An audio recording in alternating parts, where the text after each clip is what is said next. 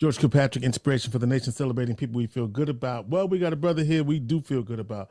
Dorian Bolden is the CEO of the Beyu Group, which is a whole lot of things, but it's a cafe, it's a catering, it's coffee, it's concessions, it's all of the above. And we'll talk about his entrepreneurial journey in Durham, North Carolina, a former investment banker. Is that right?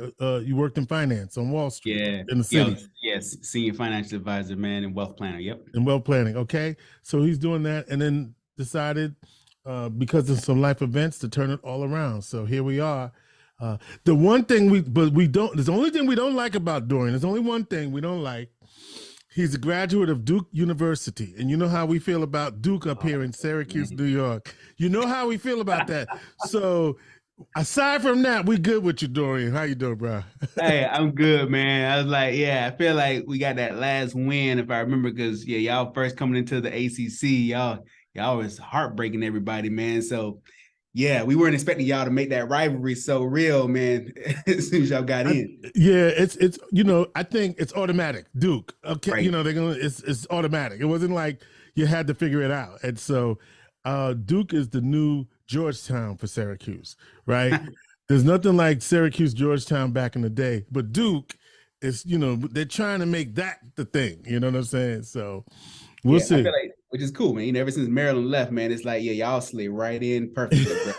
Y'all good. It's like, that's all right. Deuces, Maryland. Come on, Syracuse. But we're going to get ready for the season. So, we have a new coach, Adrian Archie, and all of that. So, but anyway, and he's also a proud member of the Omega Psi Phi Fraternity Incorporated. We always want to give the frat a shout out for the work that we're doing all across this country. Let's talk about your entrepreneurial journey and leaving your job. You working in New York City, and you decided that you wanted to jump in the water and do your own thing. Take us through that. So, man, thanks for the intro to George. Always root to the bros, and thanks for the love on this one. The journey from Wall Street now to Main Street, man, I kind of had that, that Gordon Gekko feel watching the movies and just wanted to chase that money and coming out of Duke. I just thought that was the life that I wanted. And so, studied economics. I always heard well, if you want to make money, go into finance, go on Wall Street. And so that's what I did. And it was great, man. I ended up shining, learning about securities, just great working with clients and being able to help them manage their money. And as I started to just understand how much I enjoyed that realm of the world, I got hit with an unexpected surprise with my dad passing unexpectedly. That phone call still is just like that crazy memory. And so, unexpected phone call of him being in the hospital, flew to Atlanta to check on him. We didn't have the best experience, relationship really growing up, but it was kind of, we were able to say our goodbyes and, in those final hours, because it all happened so quickly within, 48 hours after, from the time I got the phone call to the time I landed to the time he passed.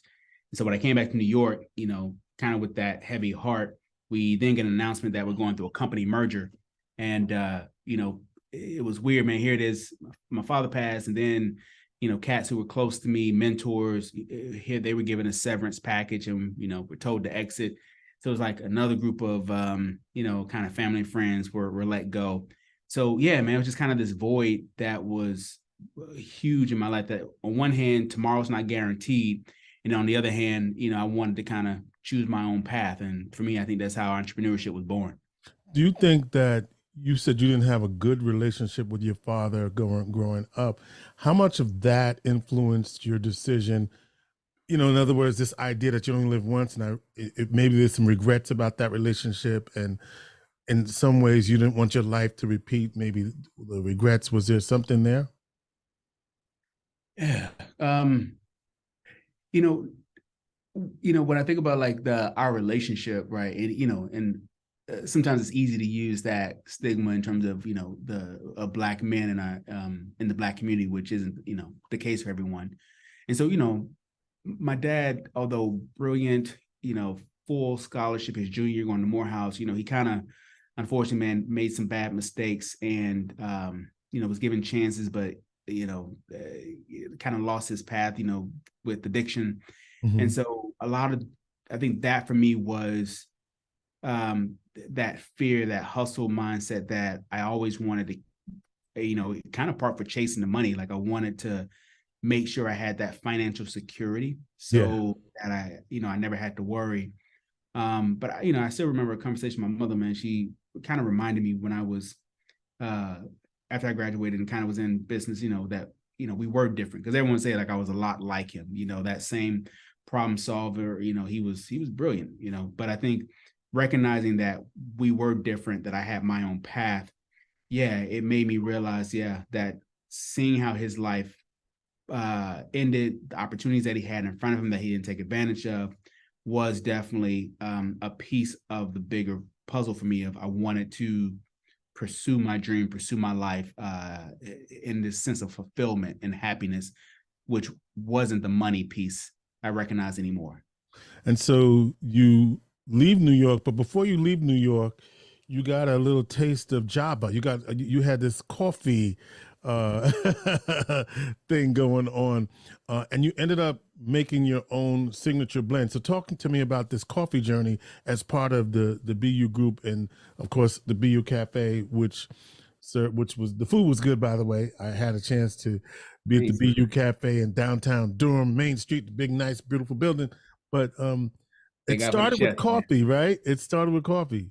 Yeah, it was crazy. So while I'm still in New York, decided to leave this career on Wall Street, put in my notice to leave. And here it is. Now I will say, now with that merger, man, I'm telling you, here it is. We're getting brand new offices. I'm about to get an assistant. I have my first $1 million client that I'm about to bring on that I had worked. I mean, so yeah, man, the life was nice. Like you saw the pathway of where I was going to go. And so leaving that behind was, everybody thought, my mother, my girlfriend thought I was crazy, but it was something about this spot in Atlanta called Cafe Intermezzo's. Been around for, now over 40 years, but I still remember how it was like this European cafe, walking to 16th century Europe. But when you go in there on a Friday, Saturday night, it was just, just this beauty of Black brothers and sisters, all from Morehouse, Spelman, Clark Atlanta, Mo Brown, like they were all just there together. So you saw this beauty of just Black excellence in this really sophisticated space, and coffee was the element of it. And so I wanted to be able to I wanted to create something like that. So when I left my job in finance, I was like, well, how do I learn about coffee? And so I tried to get a job at Starbucks. I couldn't get a job at Starbucks, believe it or not. And I found this ad. Still, it was called C Cafe on Upper East Side, man, and had cafe with 2 F's, which is why we have it in honor of the first place I learned about it. And so it was Yes Coffee in Italian. And I learned about coffee the way people learned about wine. They roasted their own coffee in shop. And it was, again, I only drank a little bit of coffee in college, to stay awake. And even when I was in New York in finance, I was drinking coffee, just kind of stay awake. And I started, getting into the Starbucks drinks, the sugary drinks. But here, man, I started learning more about, drinking lattes. And then my palate started changing to where I'm drinking cappuccinos and then espresso. And so as I was learning about coffee and just the nature of, man, this thing was discovered in Africa and Ethiopia. And that bean, man, was stolen from, Black Ethiopians, taken by the Dutch, and the Dutch end up setting up the first colony in Africa. Then the British copied it. They set up their colonies in Africa. And then Spain set up their colonies in South America, followed by Portugal. And then, of course, the US. Here it is. Coffee is expanding the slave trade. And to understand like how this bean played a fabric in human history and Black history, it just became more fascinating. Every ugly moment in history, the beautiful moments in history, coffee played its role there. And so that's what we wanted to create in this way of Beyu. So yeah, man, I learned about coffee in New York. Then I came to North Carolina, and that's where I started, learning my skill set of being a barista, making coffees, where we later developed our signature blend, Heart and Soul. Heart and Soul, yeah. I was on, and of course, for people watching, Dorian Bolden, CEO, and CVO, Chief Vision Officer, and Chief Executive Officer of Beyu Group. I see you had, just so people know, the coffee's available online right now. You can order and have it shipped right to your door, heart and soul. I like to say it loud, dark blend. Say it loud, dark and proud. Yeah, man. Dark and proud. Thank you. Say it loud, There dark you and go. proud. Yeah, I'm with you. That's actually my wife and I favorite, man. We drink that every morning. Yeah, and I like and I haven't had it yet, so I'm just saying. I just like the name of it, and obviously for people that don't know, dark coffees have less caffeine. I know it's counterintuitive, but they do, and so that's why I like that, because I wanted to kind of slow down on the caffeine a little bit. Oh, that's easy, man. So after this, I got you. So okay, that's all right. Yeah, no, but it's crazy, right? The fascination of stuff like that. Like, I couldn't understand why dark roast has, less caffeine, but that roasting level, man, the more you roast it, the more you burn off that caffeine. And so it's less caffeinated. And so, yeah, it was, but to learn about that stuff. And so there's that science, but that art in coffee, man, that's just fascinating. It makes it into a delicious beverage. So at this point, you're learning the roast, but are you an entrepreneur at this point? Or are you just, what's happening for you in the evolution of now a CEO of a business entity with multiple different facets to it? Yeah. So, keeping it 100, right? I didn't even know what an entrepreneur was at this time. So all right. I just knew I wanted to kind of like do my own thing. Right. And I remember reading a book about like how to start a business. And in this book, it basically it helped me to understand that every great business, no matter what it is, it all starts as one. Okay. And when you think about that basis, man, that's all it is. So yeah, from there, started understanding that's when entrepreneurship, that's what it really was. So was like, well, what do I want to do? And that's where I, started really honing in on Cafe and Mezzos and wanting to create that sort of experience. So yeah, started working on the business plan, and that's when I decided to move to North Carolina to be with my girlfriend, now my wife. And was gonna, wait for her to finish medical school, learn parts of the business of working at other coffee shops. And while I'm learning the coffee shop business and I'm reading, I work on my business plan and, try to raise money and open this thing in Atlanta. And yeah, man, and once I got to North Carolina, things just changed differently. And yeah, Durham had this natural attraction where you had HBCU on one side with North Carolina Central, yep, and with Duke on the other side as this PWI, and the uniqueness of both the center of Durham having this this eclectic vibe. You had a Black mayor, you had a really strong Black community organization, and it just had this vibe too of being unapologetic. Reminded me a lot of Atlanta growing up, and that just real authenticity that if you don't like us, then get out. And it was something about that grit of Durham that just, it felt right. And I never got a chance to really experience that while I was on campus. So yeah, this is where I wanted to make home. And that's where I think entrepreneurship was like, all right, I'm going to work towards this goal. Plus you have a really famous minor league baseball team, right? The Durham Bulls, right? Right. But I didn't even know much about it. I was like, oh man, that's what the movie came after. I remember like catching that movie. I think at one point, like, I don't know how I came across that movie once, watching it. And I was like, I'll be damned. So that's the Durham Bulls that was in the movie. It's like, yeah. And just the history of Durham. And then you think about Black Wall Street. Yeah. It all just started coming together. And so while you were trying to build this business plan, how did you support yourself? Man, blessing is a good woman. So, it's crazy how when I moved down here to be with my girlfriend, my wife at the time, my girlfriend at the time, not my wife, right. And she was in medical school. So, luckily I was able to kind of live in with her. I'm working hourly. So, it wasn't much making, minimum wage. And she stuck with you. Right. Yeah, man. And, and it's crazy. She got those calls of like, are you sure? And, oh yeah. She in med school and you an hourly. Man, we're not saying nothing. That ain't nothing wrong with it, but I'm just saying, right? Yeah, and I get it, right? I still family is like, yo, it's not what we ain't do all of this for that, right, dude? I mean, trying to tell my mom, hey, this is what I want to do, and again, I know Nisha was, it's weird. She was worried, but kind of looking back on it, and even those mentors who were close to me at Duke was like, hey, remember, she's a doctor, maybe you should go back and get your MBA. And that's when it was always kind of that whole status thing of what to achieve versus like what I was hungry after. Mm-hmm. I remember What were you hungry after? What were you hungry after? The end goal, like to make BU a reality. Yeah. And I think that was the thing. I later asked my wife, because even I had to ask, like, Nisha, how the hell did you stay with me? Because even now, having kids and knowing how crazy it is, this, leaving Duke, leaving finance, and working at a coffee shop, man, like, at least maybe do it on the side. And she was like, you've always been that dude to go after everything you want, everything from being, being solo as an Omega to figuring out and graduating your way through Duke. Like every step of my life, man, I've always, if I go after that, I go after it. And she saw that in BU. And so learning every part of it, she stuck by me, man. So she was able to help, help me through a lot of that, and again, I then started getting I got a job as a manager, learning more of the business, and almost got sidetracked, man, to go back into finance because it was taking forever. And, almost gave up on the dream because it was just, it just seemed inevitable and taking too long, but stuck with it.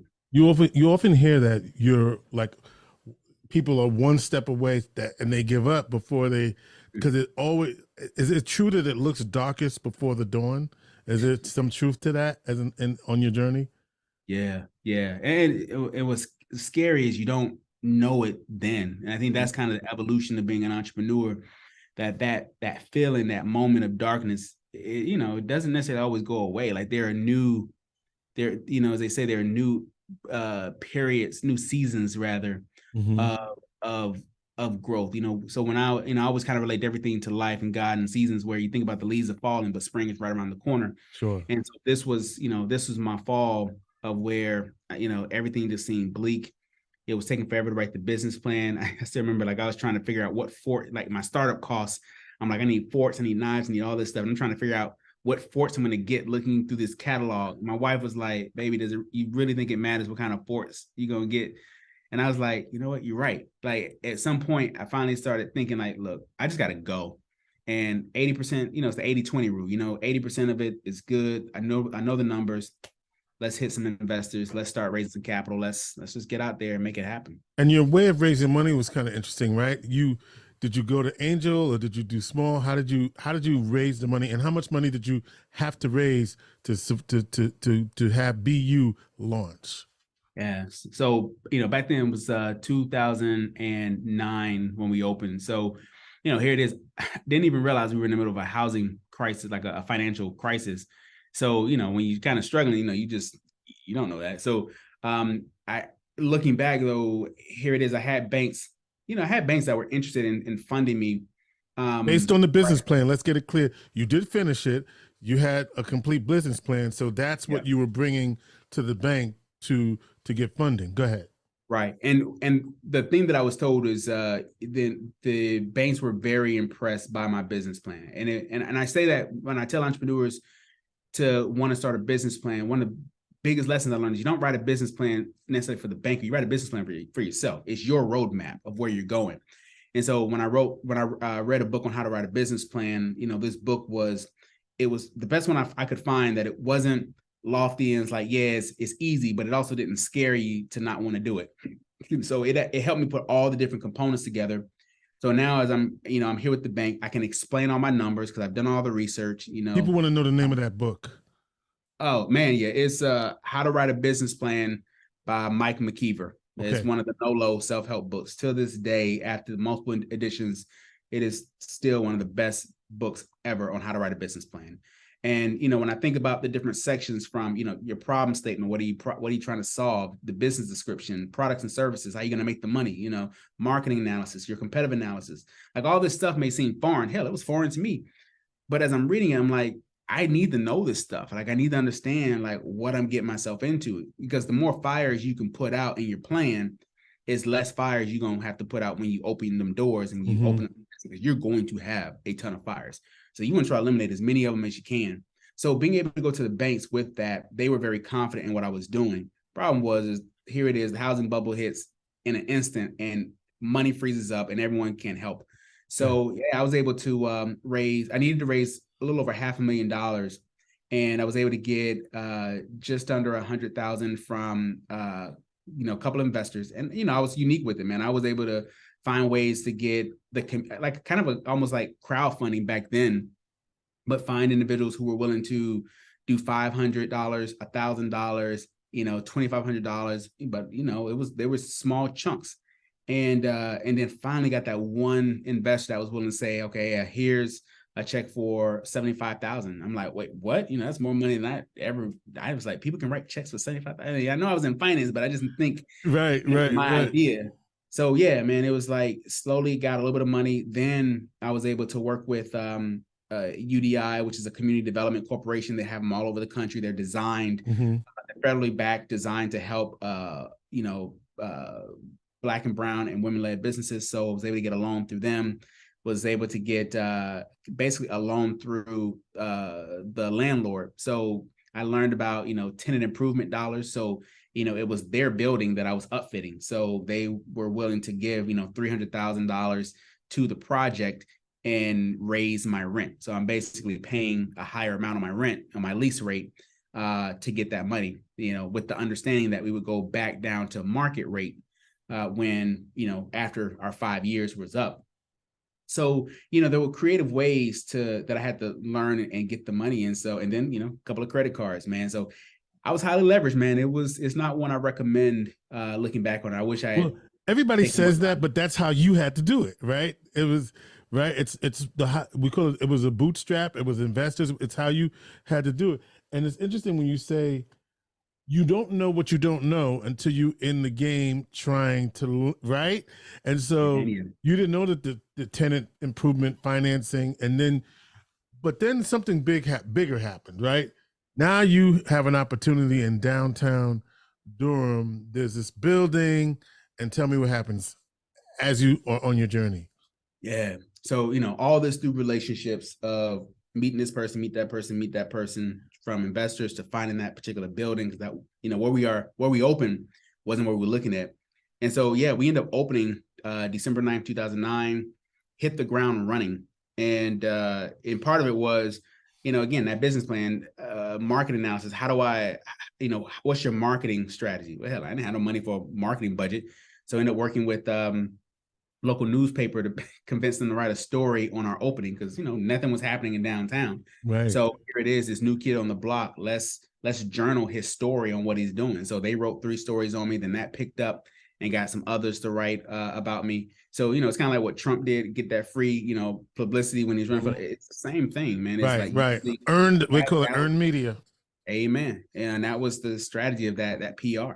So yeah, man, I was thankful for a lot of that to help fund or to help kind of promote us when we opened. And yeah, so we were able to hit the ground running. And I guess you could say never really looked back. But yeah, man, those early years, man, they were struggle, man. It was. But you own the building you're in now, correct?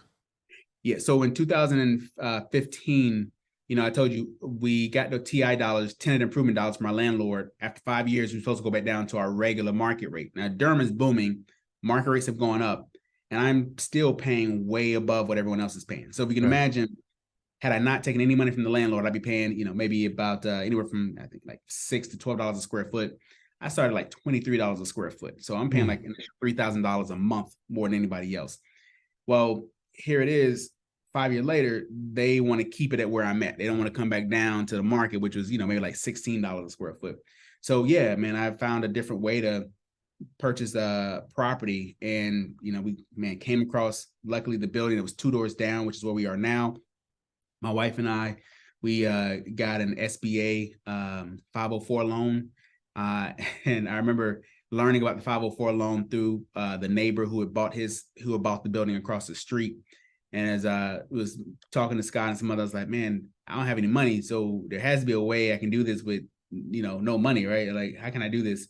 Again, you ask those questions, you seek knowledge. And all of a sudden he was like, well, you could do a seller's note. I'm like, what is a seller's note?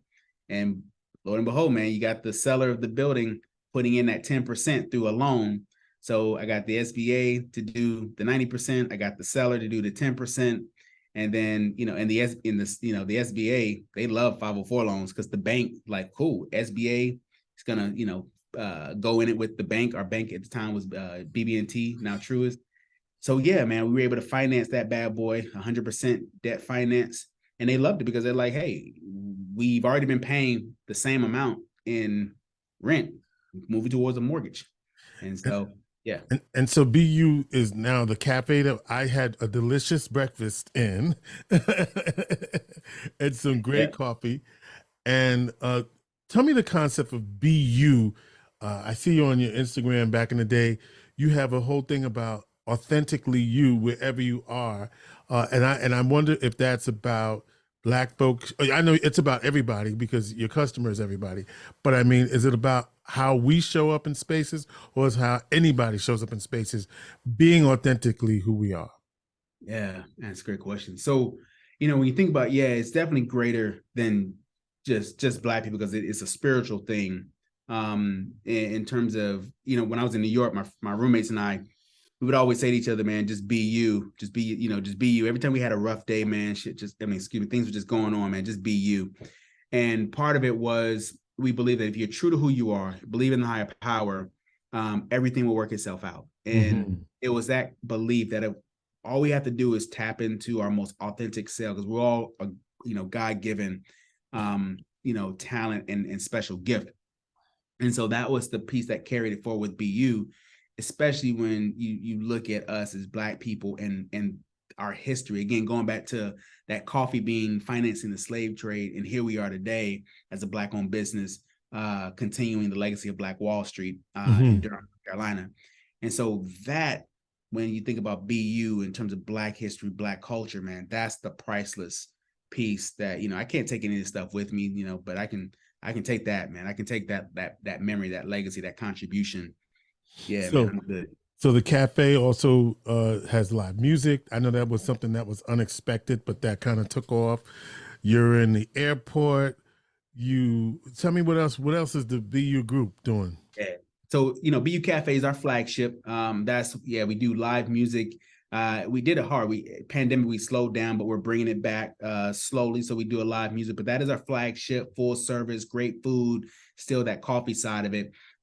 We have our grab and go coffee shop units, one at, we call BU Blue coffee. So BU Blue is, that homage to the Blue Devils. Yeah. That great institution that, you love. So BU Blue Coffee. We have another grab and go shop over at Boxyard, which is this cool development project reusing the boxcar shipping containers. So this sustainable effort that we want to be a part of that project. And then, we're opening 2 locations in Raleigh-Durham International Airport in about 60 days. And so that both in Terminal 1 and Terminal 2. And then we have our, e-commerce and wholesale retail coffee business that you can buy coffee online. And excited, man, this week we are actually going to be in Food Line. So the coffee beans is another piece of our coffee company. And that's our goal, man. Like right now, we're the largest Black-owned coffee company in the state of North Carolina. Our goal is how do we become the largest, Black-owned coffee company in the Southeast? And that's where we're going towards. Black-owned coffee company. So you say, you talk about the term dope, being dope, right? What you mean by that, brother? Yeah, man, being dope, man, is just being authentic, and that's kind of when we think about our dope vibes and we talk about our dope specialty coffee beverages, which is on our menu. It was, again, being a bit unapologetic in terms of how we want to describe our coffees. And, man, dope is just that coolness of who we are. And so, I guess nowadays, man, my daughter will be like, yeah, daddy, you say dope. The right word now is fire. I'm like, yeah, well, same thing with being cool. Dope still lives on, man. It's just I still say word and all right. Exactly. they say no cap. I don't even know what that right, means. Right. Yeah. No cap. I'm no like, cap. man, every time I'm learning a new lingo, man, like every 2 weeks. When you look at are you successful? Man, without a doubt. Yeah. And that's the real piece of where, how do you define success? And I carry these quotes, I love various quotes, man. And one of them is there's more to the cliff than the edge. And so giving yourself permission, take a step back and enjoy the view. And so when I take that step back and I see, how far I've come. But at the end of the day, man, my family, man, the fact that I get to go home to my amazing wife and that journey that we've had together in this, and my amazing kids, think about how Xavier would sleep on the couch, and man, Nala being 3, like she was born the week before we started construction back in 2009. And so see those old photographs, man, of New Year's Eve when she was a little baby, daddy's working, but got the blazer on and she's there with us. Or Xavier in the stroller, sleep during the music show on New Year's Eve. And wifey's, she's just hanging with me. You think about those journeys and the people that have worked at BU, that have gone on to start their own company or gone on to become lawyers or, do their own thing, serve in the military. Like, it's just been great to see how we've played a fabric in people's lives. I love talking to amazing James Beard award-winning amazing chef, Chef Ricky of Saltbox, one time. And I mean, dude, just an amazing guy and the stuff that he does. And I remember he owns his building with Saltbox here in Durham.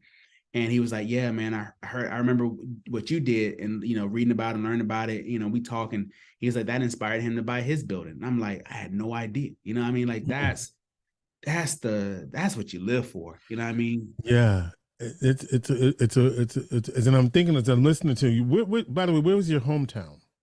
For me, hometown, Decatur, Georgia, man, right outside of ATL. Yeah. Decatur, Georgia. All right. So and I think about, you're growing up and you're here. And the last thing I want to ask you is about this is you doing all of this, but obviously to run all of this, you got to hire people. When do you remember, what was your first hire? And then how did that also, what did you delegate? How did you manage all that? Oh, wow. Yeah. So, we turned 14 years this December. So that's, hiring has been one of those roller coaster rides. And so, first hiring was, bringing on just, again, great people from the beginning. And I've definitely made my fair share of mistakes. I think sometimes being too giving and maybe wanting to be liked a little bit, and just being too cautious, probably not having certain expectations. But I think the one thing that has carried me through has been our core values. My mentor was like, what are your non-negotiables when you start off? And so at the heart has always been our core values. So, probably about, 5-6 years in, finally got to a point where I can start delegating and handing off someone to a manager. But, made fair mistakes on the management side. So it's really, even now, post-pandemic, we scaled greatly, man, during the pandemic, feeding over 500,000 individual meals with the Beyu Food Project. And yeah, I mean, we had a staff of almost 70 people. Now we've gone back down to about 30. And part of it is Herb Keller, he said it best, and I get it. It was, if we think small and we act small, we'll grow big. But if we think big and we act big, we'll grow small. So often as entrepreneurs, we think we got to try to act big and think big and go big. And all it does is it becomes too much to handle. And so I got a taste of that. And so now I'm actually back in more with the operations, but we have some amazing store leaders who are handling everything now. So yeah, between our store managers, between the finance managers, and Bethany's over the coffee sales.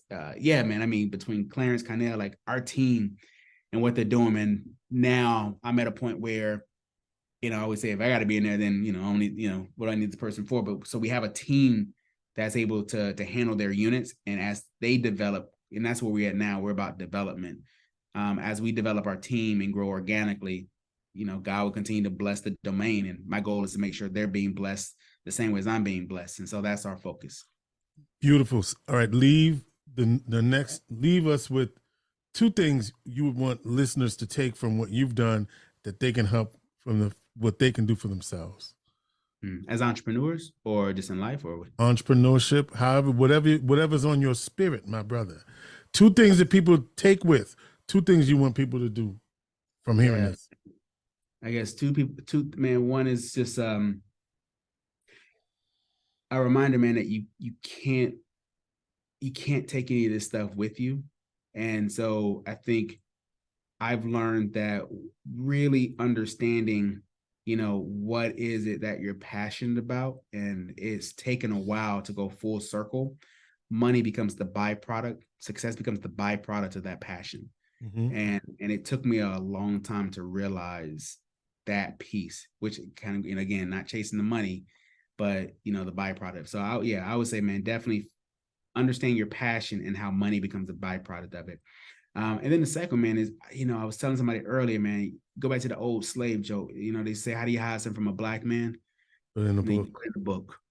And I can't tell you, man, this brother who, when I was working with, before I left finance and I was moving up, man, this brother, he helped me understand that. He told me that. And he was like, man, any and everything you want, man, you can read about it. And so Malcolm X said it best, man, we got to seek knowledge. That brother, man, became the smartest dude while he was in jail, in prison. And so often I come across entrepreneurs who they're just not reading. And we got to remind ourselves, man, we got to seek knowledge. We got to read. We got to get information. And it's powerful. And so, reading things that are both going to help you grow professionally, and then those things are going to help you grow spiritually, feed your soul, man. Those are also, the things. And so never stop learning, never stop seeking knowledge. And that's what makes this so much fun. And why it doesn't feel like work. BUBEYU cafe.com. And that's where you can get the coffee. You can, when you're down in Durham, North Carolina, check them out on Main Street, y'all. They're in the heart of it. Check them out on Main Street. And I had, like I said, a beautiful brunch on a Saturday morning down in the Triangle, as they call it, Bull City, if you will. All right. Always getting support, man. All right. Brother Dorian Bolden is here on Inspiration for the Nation. A Black business seeking to become the largest Black-owned coffee company he said, not just in North Carolina, starting with North Carolina, and then you are the largest now, and you want to be the largest in the Southeast. So right. We wish you well here on Inspiration for the Nation. Thank you, Dorian. Thank you, team. Road.